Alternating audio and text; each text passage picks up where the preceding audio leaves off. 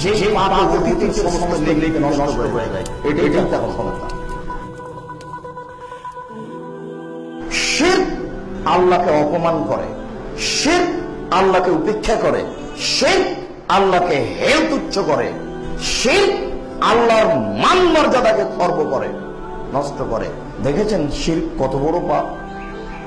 একে তো পাপ আপনার ইহকালও গেল, পরকালও গেল। দ্বিতীয়ত শিরক দিয়ে আল্লাহকে খাটো করা হলো। আমাদের নবী মুহাম্মদ সাল্লাল্লাহু আলাইহি সাল্লামকে আল্লাহ তাআলা কঠোর হুঁশিয়ারি দিয়ে বলেন, শুনে রাখুন, আপনি যদি শিরক করেন তাহলে আপনার আমল বাতিল হবে। ফলাফল আল্লাহ তাআলা বলেন, ইন্নাহু মান ইউশরিক বিল্লাহ, নিশ্চয় যারা আল্লাহর সাথে শিরক করবে, ফাকাদ হারামাল্লাহু আলাইহিল জান্নাহ, তাদের উপরে জান্নাত হারাম। তারা যদি শিরক অবস্থায় মারা যায়, বিচারের মাঠে জান্নাতে যাওয়ার কোনো পথঘাট তাদের বের হবে না। কোন থেকে বড় পাপীর ফলাফল জান্নাত হবে। যত বড় পাপী হোক না কেন, ফলাফল তার জান্নাত আসতে পারে বিচারের মাঠে। কিন্তু শিরক নামে যদি পাপ থাকে, তাহলে বিচারের মাঠে ফলাফল জান্নাত আসবে না। আনাস রাদিয়াল্লাহু তাআলা আনহু বলেন, রাসূল সাল্লাল্লাহু আলাইহি ওয়াসাল্লাম বলেছেন, বিচারের মাঠে আল্লাহ তাআলা সমস্ত মানুষকে ডেকে বলবেন, পৃথিবীর জন্ম থেকে নিয়ে কিয়ামত পর্যন্ত যত মানুষ এসেছে, যত মানুষ আছে, যত মানুষ আসবে, সমস্ত মানুষকে বিচারের মাঠে ডেকে আল্লাহ বলবেন, ইবনে আদম, হে আদমের ছেলেরা মেয়েরা শোনো, লাইন আশরাকতা, যদি তোমরা শিরক করে থাকো, লা তাইতানে বেকুরাবিলার যে খাতায়া সুম্মা লাকিতানি লা তুশরিক বি শাইআন লা তাইতাকা বেকুরাবি হামাদ ফেরা। আর যদি বিচারের মাঠে উপস্থিত হয়ে থাকো, আসমান জমিন পরিমাণ পাপ নিয়ে, পাপ আর পাপ, পাপে আকাশ জমিনের ফাঁকা সব পূর্ণ হয়ে আছে, এরকম পাপ যদি নিয়ে আমার দরবারে উপস্থিত হয়ে থাকো, আর যদি কোনো শিরক না করে থাকো, আমি আল্লাহ তাআলা তোমার সামনে এই ফাঁকা পরিমাণ ক্ষমা নিয়ে উপস্থিত হব। যা আমি তোমার সব পাপ ক্ষমা করে দিলাম, জেনারে বিচার অন্যায় যা কিছু আছে সবাই মাফ করে দিলাম, তবে আমাকে খাটো করা যদি কোনো পাপ থেকে থাকে তাহলে হবে না। শফিকুল ইসলাম জাগরণী বলছেন, লাভ হবে না কবর পাকা করে দিয়ে শান। বাপের কবর যদি স্বর্ণ দিয়ে বানানো হয় তবু লাভ হবে না। কবি নজরুল ইসলাম বলেছেন, মসজিদের পাশে কবর দিও ভাই। মসজিদের পাশে কেন, আপনার বাপের কবর যদি কাবা ঘরের নিচে ঢুকিয়ে দেন, এক পয়সা লাভ হবে না। বিচারের মাঠে যদি শিরক অবস্থায় কোনো মানুষ ওঠে, তাহাজ্জুদ পড়ে থাকলে তার লাভ হবে না। বিচারের মাঠে যেই পাপে আল্লাহকে খাটো করা হয়েছে, সেই পাপ আল্লাহ বিচারের মাঠে ক্ষমা করবেন না, এর নাম শিরক। মহান আল্লাহ বলেন, ইন্নাল্লাহা লা ইয়াগফিরু আন ইউশরাকা বিহি ওয়া ইয়াগফিরু মা দুনা যালিকা লিমান ইয়াশা। নিশ্চয় আল্লাহ তাআলা শিরকের পাপ ছাড়া যত পাপ রয়েছে ইচ্ছা করলে সব ক্ষমা করে দিবেন। এটা হলো বিচারের মাঠের কথা। আপনি এখন শিরক করেছেন, ক্ষমা পাবেন না, এ কথা নয়। এরকম কাজ আল্লাহ করেননি, এ আদেশ আল্লাহ রাসূল দেননি। আপনি শিরক করেছেন, আপনার দেহে শ্বাস আছে, আপনি তওবা করে ফিরে আসুন। শিরক অবস্থায় যদি দেহ থেকে শ্বাস চলে যায়, তাহলে বিচারের মাঠে ক্ষমা হবে না। আপনি এইভাবে স্মরণ রাখুন। শিরক করলে আল্লাহকে খাটো করা হয়, শিরক করলে আল্লাহকে অপমান করা হয়, শিরক করলে অতীতের নেকি নষ্ট হয়ে যায়। আবু হুরায়রা রাদিয়াল্লাহু তাআলা আনহু বলেন, রাসূল সাল্লাল্লাহু আলাইহি ওয়াসাল্লাম বলেছেন, মান মাতা লা ইউশরিকু বিল্লাহ ফাদাখালাল জান্নাহ। কে যদি মারা যায় শিরক না করে থাকে, তাহলে ও জান্নাতে যাবে। আমান মাতা ইউশরিকু বিল্লাহ ফাদাখালান নার। কেউ যদি মারা যায় শিরক করে থাকে, তাহলে জাহান্নামে যাবে। তাহাজ্জুদ পড়লেও, হজ করলেও, কোটি টাকা দান করলেও। কেন? সব যে বাতিল হয়েছে, এক নেকিও নেই। যে হজ করে আসছেন, বিমানবন্দরে নেমেছেন, বাড়িটা ঢাকার ওই কোনায়, ছেলেরা সম্মান করে গাড়িতে নিয়ে আসার জন্য, আগে নিয়ে যাওয়ার জন্য এসেছে, গাড়িটা গোলাপ শাহের মাজারের পাশ দিয়ে যাচ্ছে। আব্বু একটু থামো, 5টা টাকা দিই। গোলাপ শাহের মাজারে 5টা টাকা, 5টা পয়সা বের করে দিয়েছেন। হজের জীবনের এক নেকি যদি থাকে তাহলে ইসলাম ধর্ম মিথ্যা, নাউজুবিল্লাহ মিন যালিক। এক নেকি থাকবে না, এটাই চূড়ান্ত। হাজারো দলিল, আয়াতের পর আয়াত, হাদিসের পর হাদিস, হাজারো হাজার দলিল, আপনার এক নেকিও থাকবে না। যদি থাকে তাহলে ইসলাম ধর্ম মিথ্যা। ইসলাম ধর্ম মিথ্যা নয়, ইসলাম একটা চূড়ান্ত সঠিক ধর্ম। আপনার নেকি থাকবে না, এটাই চূড়ান্ত। আমাদের এলাকায় আমাদের মা চাচিরে জামা কলা, জোড়া কলা খেতে দেয় না। তারা বলে না, খবরদার, ছেলেদেরকে জামা কলা খেতে হয় না, এতে যমজ সন্তান হয়।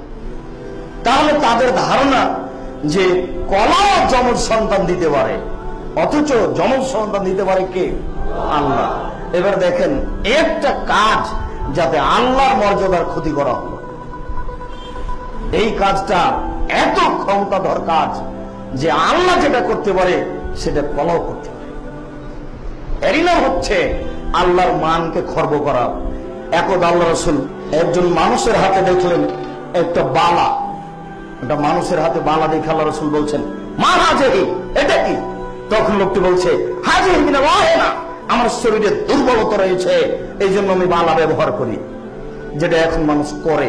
তখন আল্লাহ রাসূল বলছেন, ইনজিহা, তুমি এই বালা খুলে ফেলো, লা মুত্তাওয়াইহা আলাইকা, তুমি যদি মারা যাও, এই বালা যদি তোমার হাতে থেকে যায়, মা ফুলাহাতা ইয়াউমাল কিয়ামা, বিচারের মাঠে তুমি ফলাফলে মুক্তি পাবে না, তোমাকে জাহান্নামে যেতে হবে। আপনার হাতে যদি তামার বালা থাকে, রাবার জাতীয় বালা থাকে, ঘড়ির সাইজে বালা থাকে, তাহলে এই মুহূর্তেই খুলে দিতে হবে। বাড়িতে গিয়ে ছেলে মেয়ে, স্ত্রীর হাতে, কোমরে, কারোর কাছে থাকবে না। এই অবস্থায় যদি মারা যান, ফলাফল জাহান্নাম হবে। আর যদি খুলে মারা যান, তাহলে কোন সময় জান্নাত হবে, এটাই চূড়ান্ত ইনশাআল্লাহ। আবু হুরায়রা রাদিয়াল্লাহু তাআলা আনহু বলেন, রাসূল সাল্লাল্লাহু আলাইহি ওয়াসাল্লাম বলেছেন, ইন্নার রুকা ওয়াত-তামাইমা ওয়াত-তাওয়ালা শিরকুন, নিশ্চয়ই ঝাড়ফুঁক করা শিরক। কোরআন মাজিদের আয়াত পড়ে ঝাড়ফুঁক করা যায়, হাদিসের দোয়া পড়ে ঝাড়ফুঁক করা যায়। আজ থেকে কোন মুন্সির কাছে তেল পড়ে নিলে, পানি পড়ে নিলে আগে জিজ্ঞাসা করবেন, মুন্সি সাহেব, হুজুর, আপনি যে আমার পানি পড়ে দিবেন তা আপনি কি বলেন? যদি উনি কোরআন মাজিদের আয়াত পড়েন, হাদিসের দোয়া পড়েন, ভালো কথা। যদি না পড়েন, তাহলে আপনিও মুশরিক, সেও মুশরিক, ফলাফল হবে জাহান্নাম। সাবধান থাকুন। আত-তামাইমা শিরক, গলায় তাবিজ ঝুলানো শিরক। রাসূল সাল্লাল্লাহু আলাইহি সাল্লাম বলেন, মান তালাকা তামিমা ফাকাদ আশরাকা, কেউ যদি তাবিজ ঝুলায় তাহলে শিরক করলো। কেউ যদি তাবিজ ঝুলায় তাহলে শিরক করলো। কেউ যদি মাদুলি গলায়, কোমরে, বাহুতে ব্যবহার করে তাহলে মুশরিক। আল্লাহ রাসূল কঠোর ভাবে বলেছেন। যদি হাতে, কোমরে, গলায় থাকে, এখনই খুলতে হবে, 1 মিনিট সুযোগ নেই। হুজুর যদি 22 হাতের পাগড়ি মাথায় বেঁধে, আল খাল্লা হাঁটু পর্যন্ত, টাকনু পর্যন্ত জুব্বা পরে সূরা ইয়াসিন দিয়ে তাবিজ লিখে দেয়, তবুও তা হারাম, তবুও তা শিরকি কাজ। হুজুরদের তো জাহান্নাম হবে, হবেই। আপনারও ফলাফল ভয়াবহ। আপনি সাবধান থাকুন। পৃথিবীর কোন মানুষই তাবিজ লিখে দিতে পারে না, আপনি লিখতে পারেন না। আল্লাহ রাসূল স্পষ্ট ভাবে বলেছেন, মান তালাকা তামিমা ফাকাদ আশরাকা, কেউ যদি তাবিজ ঝুলাই তাহলে শিরক করলো। মাদুলি একেবারেই হারাম, টোটাল এই হারাম, এতে শিরক হয়। রাসূল সাল্লাল্লাহু আলাইহি ওয়াসাল্লাম বলেন, ওয়াত-তাওয়ালা শিরকুন, স্বামী স্ত্রীর মধ্যে ভালোবাসা সৃষ্টি করার জন্য যে কোনো কৌশল শিরক। পেপার পত্রিকা রাত দিন দেখছেন, ঢাকার জনৈক মহিলা সব সমাধা করে দেয়। স্বামী স্ত্রীর মধ্যে সম্পর্ক দুর্বল হলে ও ঠিক করে দেয়, মনে যেটা আছে সেটার ব্যবস্থা করে দেয়, মনের আশা পূরণ করে দেয় ওই মহিলা। রাত দিন দেখতে পাচ্ছেন, এর মাধ্যম হচ্ছে শিরকি মাধ্যম। পৃথিবীতে কোন মানুষের কাছে আশ্রয় নিয়ে যদি স্বামী স্ত্রীর মধ্যে ভালোবাসা সৃষ্টি করার কৌশল করা হয়, সেটা তাবিজ হোক, মাদুলি হোক, ঝাড়ফুঁক হোক, যেটাই হোক না কেন, সেটাই হবে শিরক, সেটাই হবে হারাম। সাবধান থাকুন। আবু হুরায়রা রাদিয়াল্লাহু তাআলা আনহু বলেন, রাসূল সাল্লাল্লাহু আলাইহি সাল্লাম বলেছেন, মান হালাফা লিগাইরিল্লাহ ফাকাদ আশরাকা, কেউ যদি আল্লাহ ব্যতীত অন্যের নামে কসম করে তাহলে সে শিরক করলো। কেউ যদি আল্লাহ ব্যতীত অন্যের নামে কসম করে তাহলে শিরক করলো। চোখে হাত দিয়ে কসম করলে শিরক হয়, ছেলের মাথায় হাত দিয়ে কসম করলে শিরক হয়।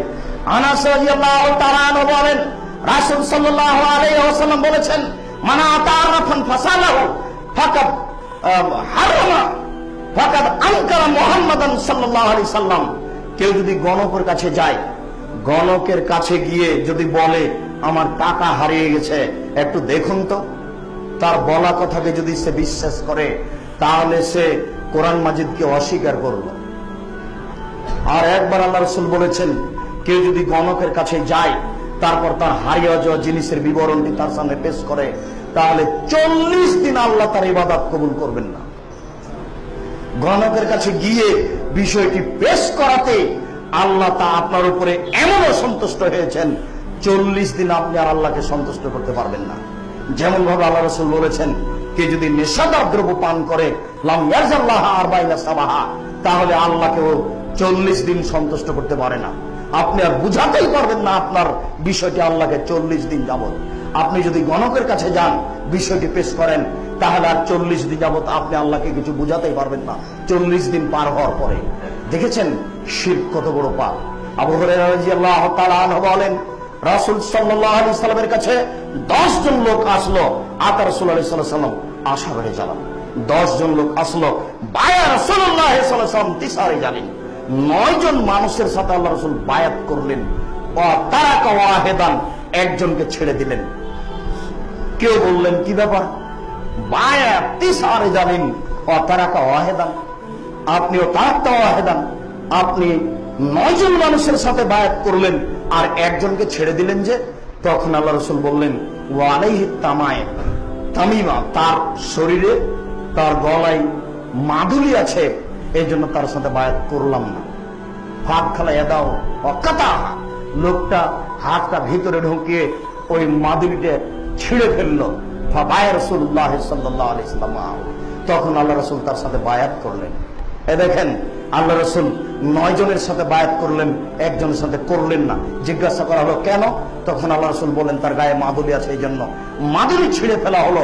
আল্লাহ রাসূল তার হাতে বায়াত করলেন। যদি গায়ে শরীরে মাদুলি থাকে, তাবিজ থাকে, অষ্টধাতুর আংটি থাকে, তাহলে সে তার জন্য কত বড় বিপজ্জনক ব্যাপার আপনি দেখুন।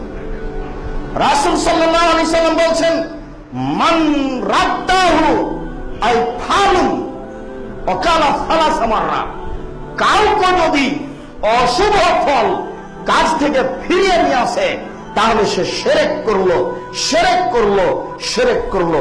কথাটি এখনো বুঝতে পারেননি। আপনি বাড়ি থেকে বের হচ্ছেন পরীক্ষা দিতে যাওয়ার জন্য, তো কলম যেটা ভালো নিব মনে করেছেন, সেই কলমটা নেননি, সাধারণ কলমটা পকেটে। বাড়ি থেকে নিচে তলায় এসে, আহা ভালো কলমটা তো নিনি, না আর ফিরে যাব না, না ফিরে আর যাব না। এই যে কথাটা আপনি বললেন ফিরে যাব না, এটা হলো অশুভ ফল গ্রহণ করা, ফাকাদ আশরাকা, শিরক করলো। আপনি কেন এই কথা বললেন? কেন ফিরে যাবেন না?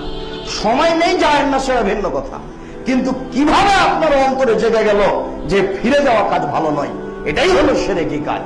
আবার কাজ হলো না, বাড়িতে ফিরে এসেছেন, তখন আপনি বলছেন এমন কোন মহিলার উপরে চোখ পড়েছে, কোন মহিলাকে দেখলাম, যার কারণে আমার কাজটা হলো না। এটাই হলো শিরকি গতি। আপনাকে যদি কাজ থেকে ফিরিয়ে দেয়, এটা শিরক। আমরা শিরকের একটা বিবরণ আপনার সামনে পেশ করছি, খুব খেয়াল করে কান লাগিয়ে শোনার চেষ্টা করুন। হাতের রাশি দেখে ভাগ্য পরীক্ষা করা শিরক।